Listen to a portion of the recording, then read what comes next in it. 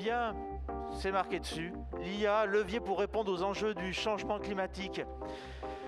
Pour en parler tout de suite, je vais appeler me rejoindre sur scène Natacha Grondin-Cassel, qui est directrice communication région Suez. Bonjour Natacha. Alors je crois que c'est vous qui allez animer cette table ronde. Je vais donc vous laisser peut-être le soin d'appeler vos différents intervenants. Oui, alors nous avons la chance d'avoir une table ronde qui réunit des profils d'horizons, des personnes d'horizons très variés. Alors monsieur Alain Dupuis, et puis on va peut-être faire les présentations au fur et à mesure, ou au fil de l'eau, pourrait-on dire. Exactement. Bonjour Alain. Donc... C'est un prof sur scène, un prof de géologie, c'est ça? Je ne me trompe pas. Allez-y, prenez place. Sonia Tapti, qui est data scientist chez Fieldbox. Exact. Donc elle va venir nous parler des solutions qu'elle met en œuvre avec Suez, donc plutôt et puis Éric Chauvineau pour Suez. Donc nous avons deux intervenants Suez. Donc Éric Chauvineau, qui est directeur des industrialisations, des innovations. Bonjour Éric. Et puis enfin Cyril, qui est lui basé à Bordeaux et qui est responsable du pôle data au LIR, centre d'innovation pour le groupe. Bien, le parterre est réuni. Natacha, je vous abandonne la scène. Merci Pascal. Bonne table ronde. Merci Pascal. Alors, bon, l'IA, en effet, levier pour répondre aux enjeux du changement climatique. Donc, on va choisir de conserver nos masques et puis on les enlèvera pour chaque intervention. Avant de zoomer sur la manière dont naissent des innovations au sein de ce groupe qu'est Suez, il nous faut toucher du doigt la complexité du changement climatique sur l'eau. Et merci, Monsieur Dupuis, de venir nous raconter cette complexité. Vous avez coutume de dire qu'on ne manque pas d'eau en Nouvelle-Aquitaine, et pourtant, je pense qu'on est plusieurs dans la salle à se souvenir de quelques épisodes, alors souvent estivaux, lors desquels apparaissent des situations de tension. Est-ce que vous pouvez nous expliquer ce paradoxe, Alain ? Alors oui, effectivement, bonjour à toutes et tous. Le changement climatique en Nouvelle-Aquitaine, on peut déjà le constater, on a une élévation des températures qui est factuelle. Cette élévation des températures s'accompagne également par une nouvelle distribution des précipitations. Autrement dit, on va à peu près avoir la même quantité d'eau, voire même un petit peu plus, qui vont tomber sur une année, sur un cycle hydrologique. C'est comme ça qu'on définit cette année. Sauf que, donc le bilan, on a toujours autant d'eau. Mais la complexité ne vient pas de la ressource en eau en tant que telle, vient de la disponibilité de cette ressource en eau. La disponibilité, c'est quoi? C'est la problématique d'avoir suffisamment d'eau en un temps et en un lieu donné pour satisfaire les besoins, alors actuels, bien sûr, mais futurs, surtout futurs. Et ça, c'est beaucoup plus complexe. Entendu, donc une variabilité finalement dans l'année et puis suivant les lieux. Alors oui, malheureusement, si c'était que temporel, ça serait presque trop simple, mais vous l'avez compris, notre environnement il est très hétérogène, alors ne serait-ce qu'à l'échelon de la région Nouvelle-Aquitaine, mais à la France c'est pareil, le monde encore pire, mais on a une différence de comportement et donc de situation qu'il va falloir gérer, bien entendu, dans le temps et dans l'espace. Et ça, alors jusqu'à présent, on avait des modèles physiques basés sur des équations physiques, mathématiques que l'on savait plus ou moins bien résoudre et contraindre. Mais la complexité de ces changements va nous astreindre à être plus efficaces, à changer nos modes de gestion.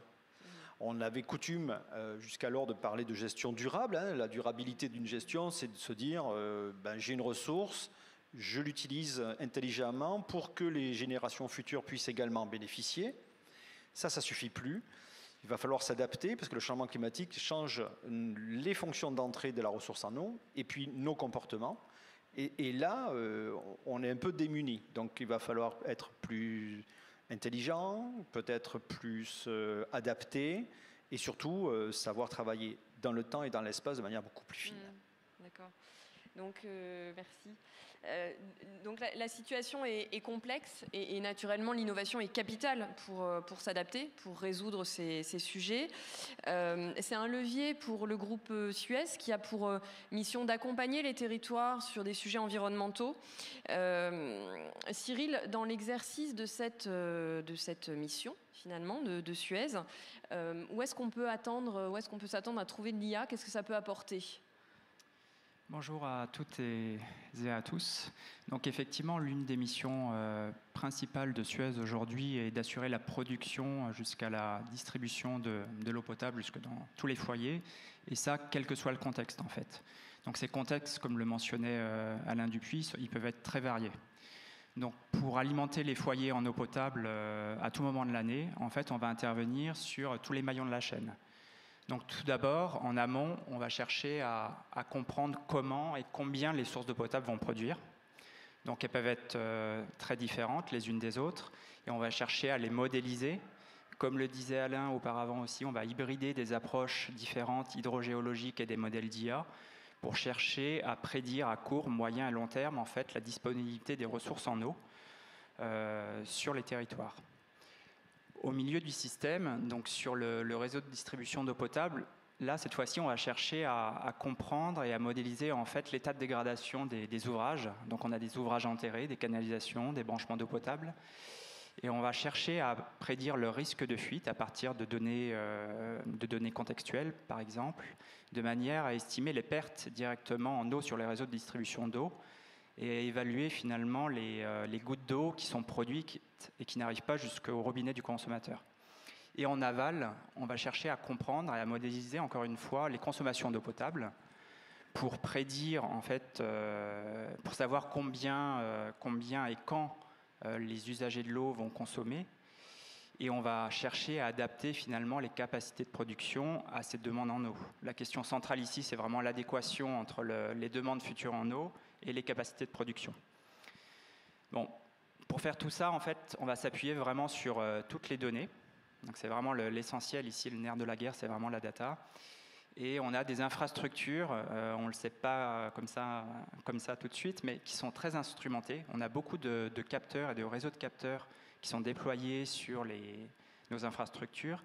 Et tout ça, ça permet de générer, de remonter de la donnée du terrain. Et cette donnée-là, embarquée dans des outils opérationnels utilisés aujourd'hui, permettent déjà de détecter les fuites, de les réparer, etc.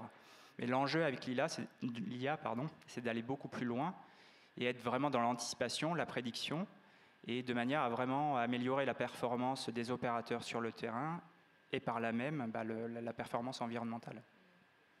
Alors, ce curatif de très court terme, finalement, si on prend l'exemple concret des fuites d'eau que l'on a tous en tête, on a tous en tête l'eau qui peut être perdue sur les réseaux au travers des canalisations, qui est souvent assez longue à détecter. Qu'est-ce que ça peut nous dire concrètement, qu'est-ce qu'on peut faire concrètement sur ce volet-là? On peut faire plein de choses, Natacha. Donc effectivement, on travaille beaucoup sur la modélisation des ouvrages enterrés et sur leur vieillissement, sur l'évaluation de leur dégradation. Et pour faire ça, en fait, on utilise des modèles d'IA qui sont alimentés par de nombreuses données, que ce soit les caractéristiques intrinsèques des ouvrages, leur environnement, connaître le sol dans lequel ils sont posés, l'intensité du trafic routier auquel ils sont soumis, etc. Donc il y a plein de données en fait propres aux ouvrages, à leur environnement, qui sont mobilisées pour modéliser leur état de dégradation, et ensuite ces modèles-là vont servir à différentes fins. La première, c'est déjà de mieux orienter et hiérarchiser les priorités de renouvellement des ouvrages et tout de suite d'aller renouveler en fait les ouvrages les plus à risque de fuite, ceux qui perdent de l'eau et qui perdent de l'eau et qu'il faut renouveler en priorité. La deuxième priorité ou enjeu, c'est d'être plus réactif et de viser finalement le zéro fuite visible sur la chaussée. Et pour faire ça, on va chercher à faire la détection précoce des fuites. Donc on parle plutôt de maintenance corrective et vraiment avoir par l'IA la capacité de détecter au plus tôt les grosses fuites sur le réseau et les réparer au plus vite pour limiter les durées d'écoulement des fuites et vraiment protéger la ressource en eau. Et il y a un aspect aussi maintenance préventive où on va chercher à évaluer assez finement le risque de fuite des ouvrages que ce soit les canalisations ou les branchements d'eau potable, et du coup à orienter les équipes de recherche de fuites sur le terrain pour aller au bon endroit, au bon moment, traquer les fuites et les réparer au plus vite et vraiment limiter les durées d'écoulement de ces fuites et les pertes en eau. Donc on fait tout ça avec des partenaires, bien sûr. Et c'est là que vraiment la richesse de l'écosystème local est vraiment clé. Ça va nous permettre en fait d'accélérer l'opérationnalisation de toutes ces innovations-là. Alors l'un de ces partenaires est Fieldbox, donc représenté ici par Sonia.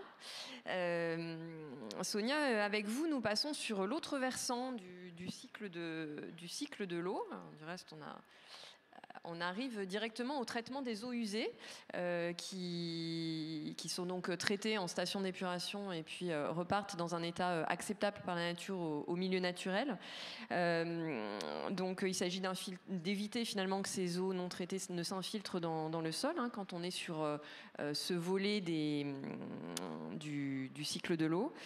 Qu'est-ce que vous pouvez nous dire sur l'histoire du projet que vous avez conduit avec l'entreprise Suez ? Bonjour à tous. Eh bien, ce projet s'appelle IA Inspect, comme c'est symbolisé sur la slide que vous voyez. Et en fait, c'est un projet dont l'histoire a commencé par un POC en 2017 et qui s'est enchaîné ensuite en 2019 avec une première phase commerciale, et nous continuons de collaborer jusqu'à présent. Donc le but de ce projet, c'est concrètement d'être capable de détecter automatiquement des défauts dans des canalisations non visitables par l'homme. Donc c'est très crucial pour éviter qu'il y ait des effondrements de canalisation ou que la pollution ne s'infiltre. C'est mieux comme ça. Alors, c'était très intéressant pour Fieldbox de se lancer dans ce projet parce que nous sommes une entreprise qui réalise des solutions d'intelligence artificielle pour l'industrie. Mais dans notre portfolio, nous avions surtout des projets de data science sur des données dites tabulaires, donc à titre d'exemple, stockées dans des fichiers Excel. Mais là, il s'agissait d'inspecter des vidéos, donc faire un modèle de computer vision.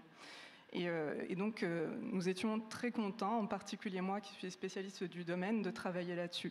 Et pour Suez, l'intérêt était de gagner du temps sur l'inspection de ces canalisations, car il est important d'expliquer le workflow d'inspection sans outils d'aide à la décision. En fait, ce qui se passe, c'est qu'il faut imaginer un opérateur qui va arriver en camion sur le lieu d'inspection, qui va placer un robot à l'entrée de la canalisation, qui a des petites roulettes, qui a une petite caméra et une lumière. Et donc, l'opérateur va piloter ce robot et va, à chaque fois qu'il pense voir un défaut dans la canalisation, zoomer, dézoomer, ainsi de suite, tout le long de la canalisation. Donc ça prend beaucoup de temps, c'est long, c'est fastidieux, c'est pénible pour l'opérateur. Et grâce à notre modèle d'IA et à l'application métier qui va avec, l'opérateur peut simplement mettre le robot à l'entrée de la canalisation, laisser le robot faire un aller-retour et les défauts sont automatiquement détectés. Donc voilà le gain de temps ici.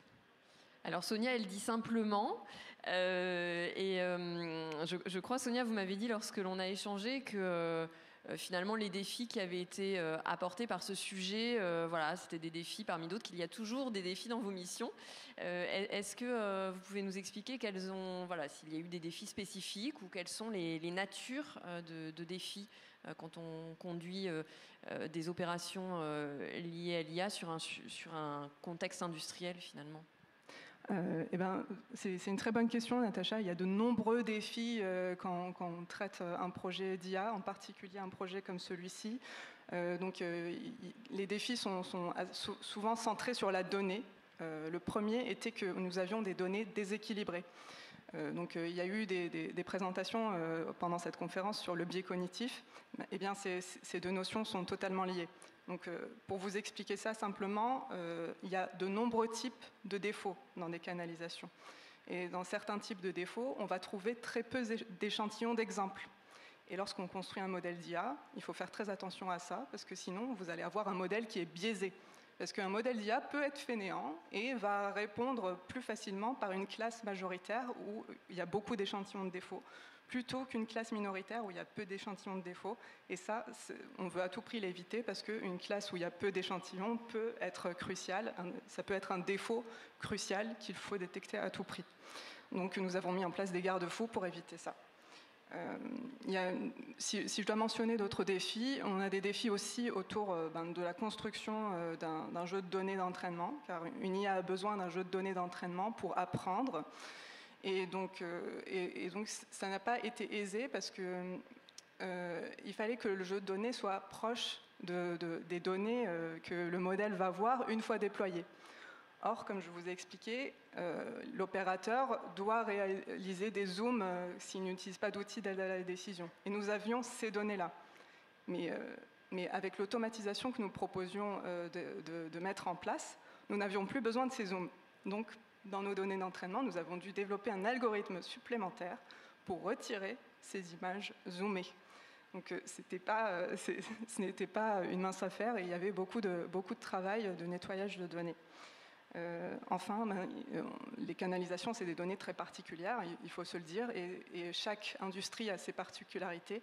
Ici, on a une luminosité variable, des types de canalisation variables, et ça aussi, nous avons dû le gérer. Et d'un autre côté, il y a quelques ingrédients qui fonctionnent.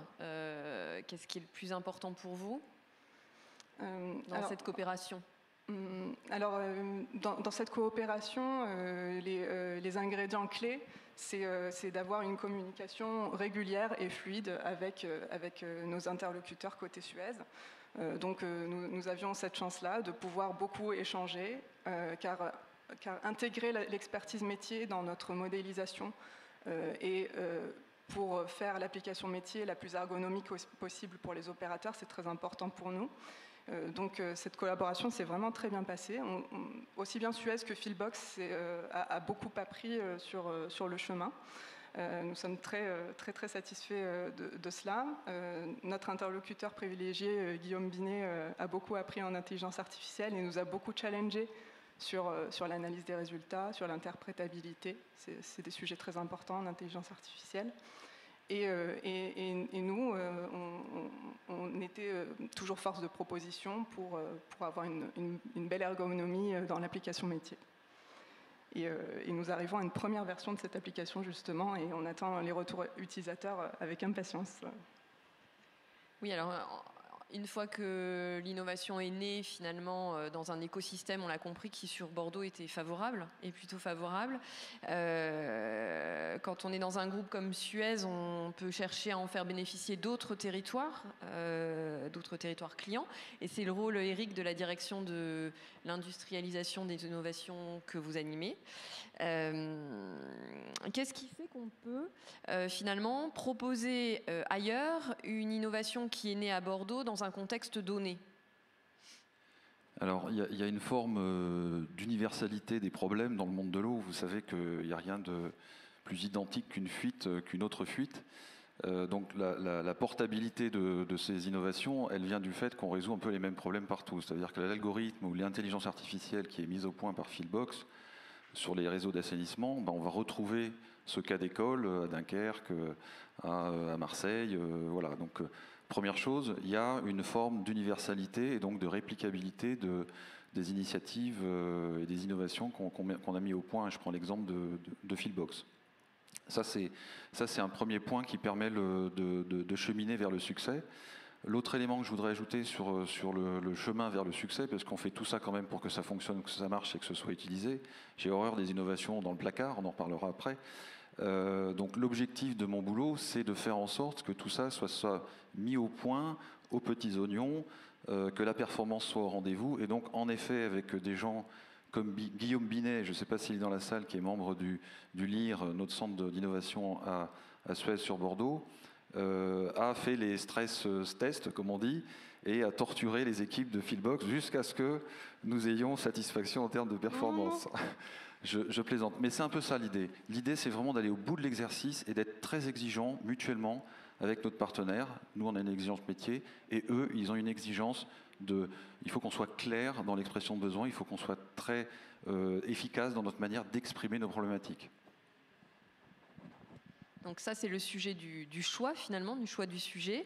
Et puis ensuite, à un moment donné, il va falloir le porter à des exploitants qui utilisent des installations complexes dans nos métiers, sur ce cycle de l'eau que vous avez découvert avec nous. Est-ce qu'il y a des pièges à éviter, et notamment, alors j'aime beaucoup dans le secteur de l'IA, on utilise des termes très imagés. Vous parlez d'adoption, notamment. Ah oui, oui. Bah oui, derrière l'intelligence artificielle, il ne faut jamais oublier qu'il y a des humains en bout de chaîne. On fait tout ça pour que, Sonia l'a dit, pour que des opérateurs puissent mieux travailler. Donc moi, ma conviction, c'est que on va fabriquer de l'hybridation dans nos métiers. C'est-à-dire que demain, le métier de l'environnement va être doté d'une partie d'intelligence artificielle qui vont aider les opérateurs, qui vont les soulager sur des tâches que moi je considère comme étant ingrates. En l'occurrence, regarder 4 heures de vidéo pour détecter s'il y a un arbuste qui pénètre, une racine qui pénètre dans un réseau d'assainissement, c'est tout sauf funky. Donc l'idée, c'est qu'on va laisser à l'IA et à l'intelligence artificielle les tâches ingrates et on va redonner à l'homme ce pour quoi il est fait, prendre les décisions. Donc je crois qu'on va vers une introduction de l'IA sous forme hybride dans nos métiers. C'est ça qui va arriver parce que le changement climatique dans nos métiers amène, comme l'a dit Alain, de la complexité. Ça amène des données. Il faut gérer 70 000 km de patrimoine, assainissement par exemple, en France pour Suez. Donc vous imaginez le nombre de données associées. Il faut qu'on ait des outils comme ça demain pour résoudre les problèmes du climat de demain. Donc cette hybridation, elle doit simplifier le travail de l'agent, lui permettre de se concentrer sur une prise de décision de qualité. L'essentiel. Mais est-ce qu'elle doit également transformer l'entreprise ? D'une part, c'est de la simplification, mais est-ce que ça n'est que de la simplification d'être capable d'intégrer l'IA sur nos installations ? Alors oui, comme je le disais, il y a une forme de transformation, puisque au lieu, si on reprend l'exemple de Philbox, au lieu de s'arrêter tous les 3 mètres pour diagnostiquer une vidéo ou une image dans un réseau d'assainissement, on va demander de prendre une bonne fois pour toutes tout le réseau en images, et ensuite on va faire tourner l'intelligence artificielle. Donc on voit bien qu'on change la manière d'exécuter le métier. Le métier est différemment exécuté, donc je crois vraiment qu'on va transformer une partie de l'entreprise, on va transformer une partie des opérations pour le compte de nos clients. Bon, et donc tout à l'heure on parlait des innovations au placard.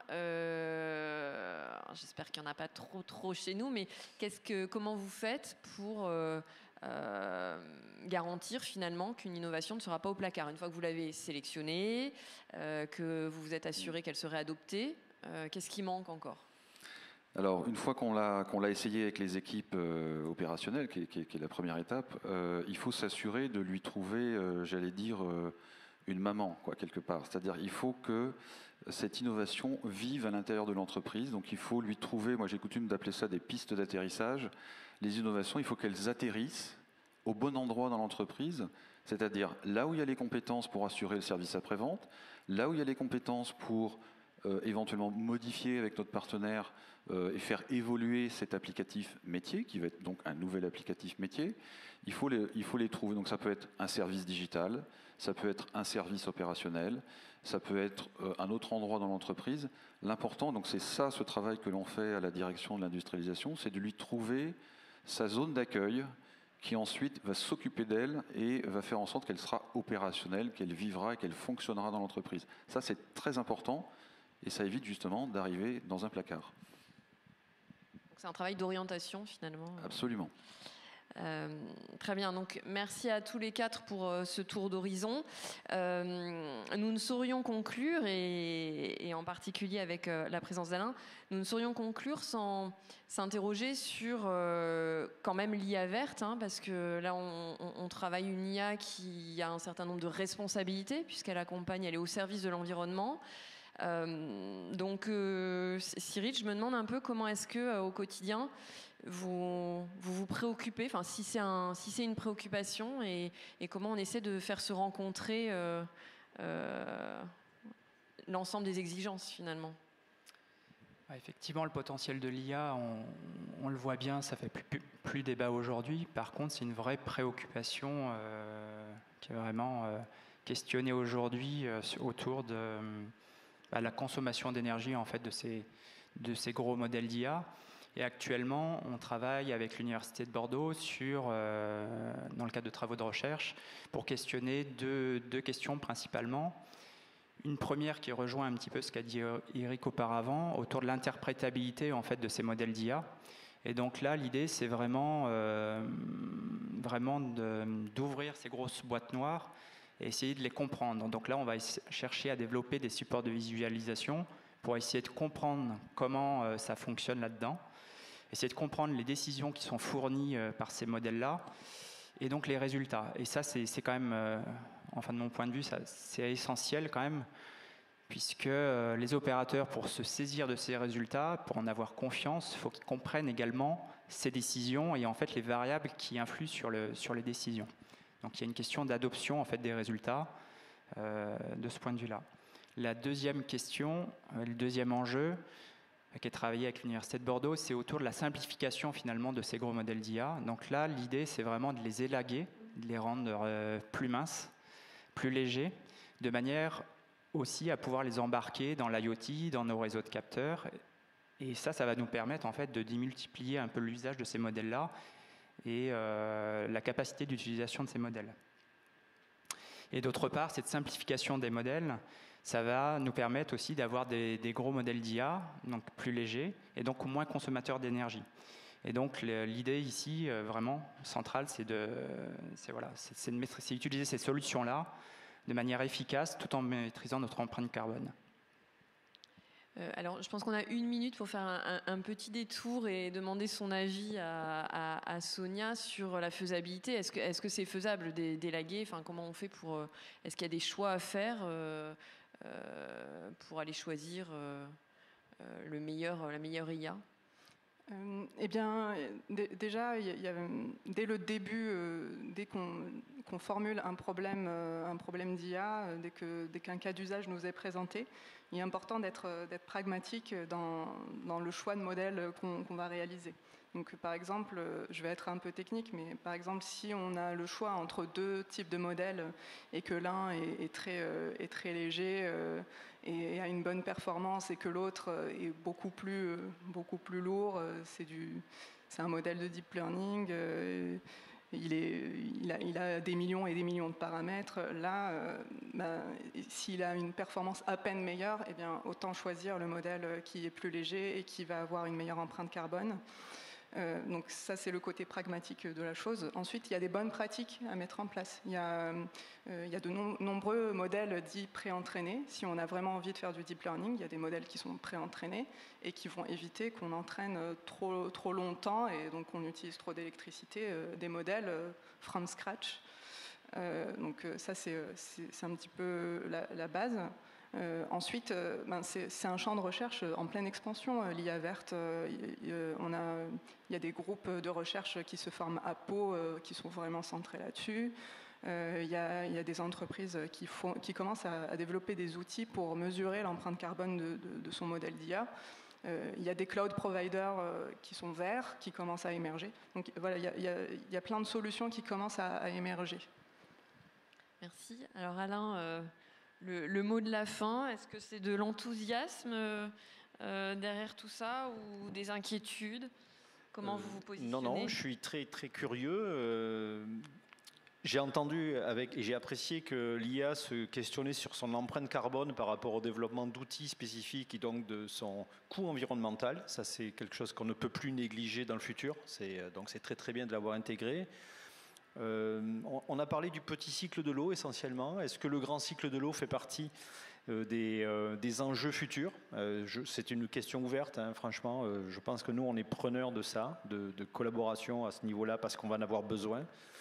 Et puis ensuite, ce que je dirais comme mot de la fin, on a parlé d'infrastructure, on a parlé de quantité, mais je pense qu'il ne faut surtout pas dissocier la qualité. Et je ne sais pas si l'IA travaille déjà sur les problématiques de qualité d'eau. C'est là aussi une vraie question. Merci à tous les 4. Et puis, c'est un débat que l'on peut poursuivre au rez-de-chaussée. Et en cas de questions, donc, les intervenants seront présents quelques minutes sur le stand en bas. Merci beaucoup.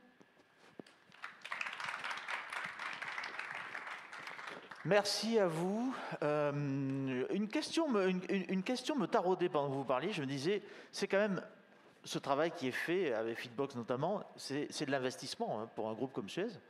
En matière de ROI, de retour sur l'investissement, est-ce que les clients qui sont les vôtres, c'est-à-dire les collectivités, est-ce qu'elles sont partantes pour valoriser ce type de service, nouveau service? Alors, je vais prendre la question. On fait ça évidemment in fine pour nos clients. Donc l'idée, c'est quand même d'améliorer le niveau de service qu'on leur rend, c'est-à-dire la capacité en début de contrat à rendre finalement le patrimoine, donc les réseaux qui nous sont confiés. Il ne faut jamais oublier que ce sont leurs réseaux, elles sont propriétaires de leur réseau, nous ne sommes que de passage. Donc on doit leur rendre en meilleur état le réseau. Donc une des solutions et une de nos responsabilités chez Suez, c'est d'aller chercher des outils performants, et je crois beaucoup à l'IA. Pour vous donner un ordre de grandeur sans révéler de grands secrets, la performance qu'on attend d'une IA, sur le sujet qu'évoquait Philbox, on est sur des gains qui vont être de l'ordre de 30 à 40 à 50%. Donc c'est quand même très significatif. Oui. Voilà, c'est ça qu'on veut faire. Merci. Pardon, je me suis un peu immiscé dans la chose, mais cette question me taraudait. Et je suppose qu'il y aura d'autres questions effectivement plus intelligentes qui se feront après cette table ronde. Mesdames, messieurs, merci beaucoup.